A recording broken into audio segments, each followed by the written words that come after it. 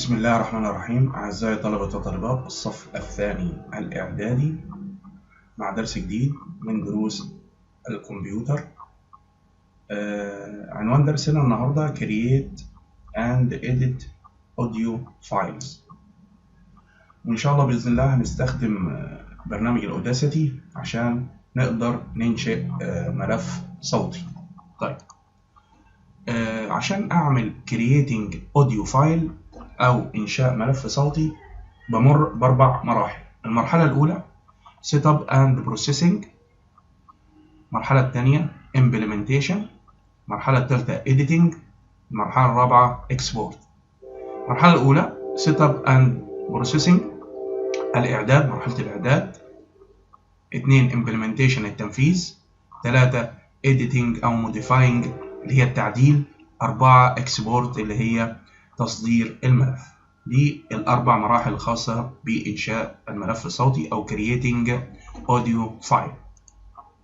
طيب، المرحلة الأولى Setup and Processing includes، بتشمل إيه؟ All the data that will be audio recorded، يعني كل البيانات اللي المفروض أسجلها كملف صوتي. Write data in a text file، يعني لازم طبعا أكون مجهز كل الداتا، كل البيانات في ملف نصي عشان أقدر أقراه وأسجله. تمام؟ دي نمرة واحد. نمرة اتنين make sure of the software components، يعني إيه الكلام ده؟ اتأكد من السوفت وير اللي أنت هتستخدمه، اللي هو طبعا هنستخدم برنامج مين؟ الأوداسيتي. تمام؟ لتسجيل الصوت. Install one of the programs of creating and audio processing on computer. طبعا لازم المفروض اسطب برنامج الاوداسيتي على جهاز الكمبيوتر بتاعي عشان ابدا تسجيل الملف الصوتي بتاعي. Ensure the hardware component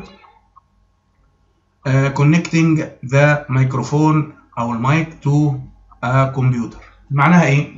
معناها طبعا لازم اتاكد من الهاردوير بتاعي. ايه هو الهاردوير؟ الجزء الهاردوير بتاعك اللي هو ان انت المفروض توصل ميكروفون بالجهاز بتاعك ويكون الميكروفون شغال. تمام؟ يبقى دي مرحلة الاعداد.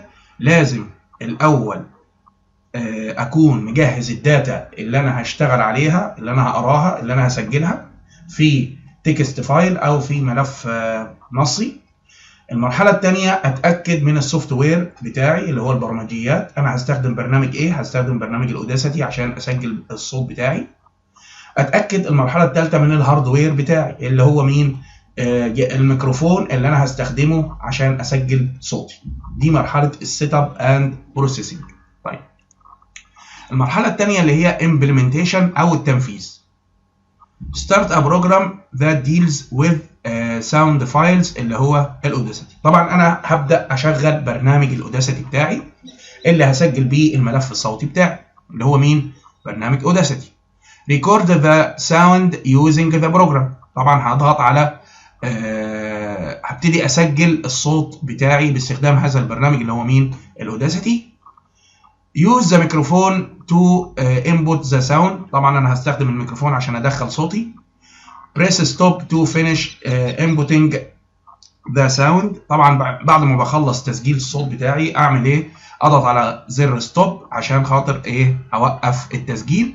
وبعد ما أوقف هقول إيه؟ Hear the sound clip using the speakers by pressing play button. بعد ما بخلص تسجيل وأعمل stop بسمع الكليب اللي أنا سجلته بصوتي، تمام، عن طريق السبيكر أو السماعات، عن طريق ان انا بضغط على زر البلاي عشان اتاكد من الصوت بتاعي واشوف اذا كان في اخطاء او في اي مشكله ابتدي بعد كده اعدلها. خلاص، دي المراحل بتاعه الامبلمنتيشن، التنفيذ. وان شاء الله باذن الله في فيديو القادم ان شاء الله هنحاول نشتغل عملي على الاوداسيتي ونسجل صوتنا ونشوف التعديلات اللي انا ممكن اعملها على الصوت او الملف الصوتي بتاعي. خلاص؟ طيب، دي تاني مرحله. ثالث مرحله، المرحله الثالثه اللي هي modifying the sound او التعديل على الملف الصوتي.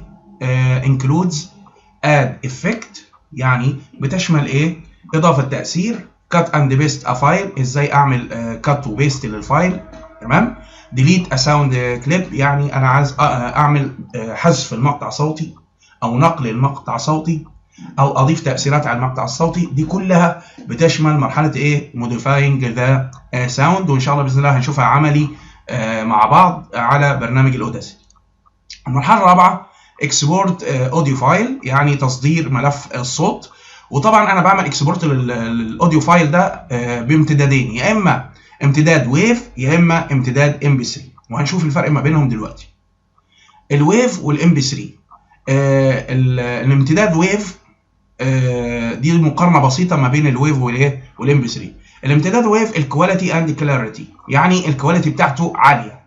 الام بي 3 الكواليتي اقل، ليس بريوريتي. تمام. طيب الويف بالنسبه للستورج كاباسيتي او المساحه التخزينيه لارج ستورج كاباسيتي. اما الام بي 3 طبعا هو ليس ستورج كاباسيتي، يعني معناها اقل في المساحه. يبقى الويف اكبر في المساحه، اما الام بي 3 اقل في المساحه. ويب سايت ببلش، يعني انا لو عايز احمل الملف ده على ويب سايت not appropriate، او طبعا بالنسبه للام بي 3 appropriate، يعني معناها ان الويف مش مناسب ان انا ارفعه على ويب سايت. اما الام بي 3 طبعا مناسب. ليه؟ لان الام بي 3 اقل في المساحه التخزينيه، اما الويف كبير لارج فهياخد مساحه على الويب سايت، فلذلك الام بي 3 هو الافضل ان انا احمله على ويب سايت. خلاص، ده بالنسبه للفرق ما بين الويف والايه والام بي 3. بكده احنا خلصنا الجزء النظري الخاص بال creating and editing audio file، ازاي نعمل ملف صوتي ونعدل عليه. ان شاء الله باذن الله في الجزء القادم باذن الله هناخد الجزء العملي ونسجل صوتنا ونشوف نعمل ازاي تأثيرات على هذا الصوت. وصلى اللهم على سيدنا محمد وعلى اله وصحبه وسلم.